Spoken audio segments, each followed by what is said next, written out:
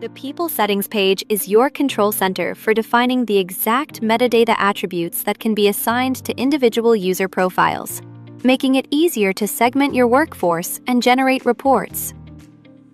To access these configurations, navigate to People, then select Settings in the Admin Portal sidebar.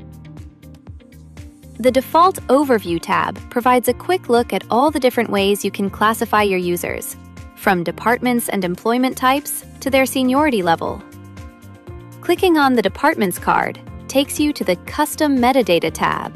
Here, you'll see a list of your currently configured tags alongside a small user count badge. To create a new attribute, click the blue Add Department button. Type the name, like Marketing Department, and click Create. This tag is now instantly available to assign to user profiles. Next, switch to the Employment Types tab. You will notice certain tags here have a small padlock icon and are labeled as defaults. These standard tags ensure baseline global reporting and cannot be edited or deleted. However, you can always click Add Employment Type to build your own custom attributes, such as freelance, to perfectly fit your organization's unique structure. Similarly, under the Locations tab, you can map users to specific regional offices by clicking Add Location, typing the office name, and clicking Create.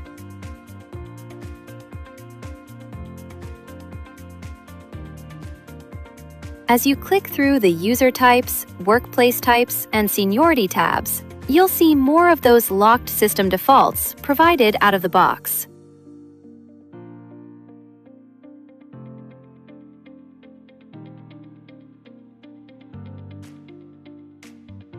Finally, if an attribute is no longer needed, like a closed office location, you can easily remove it.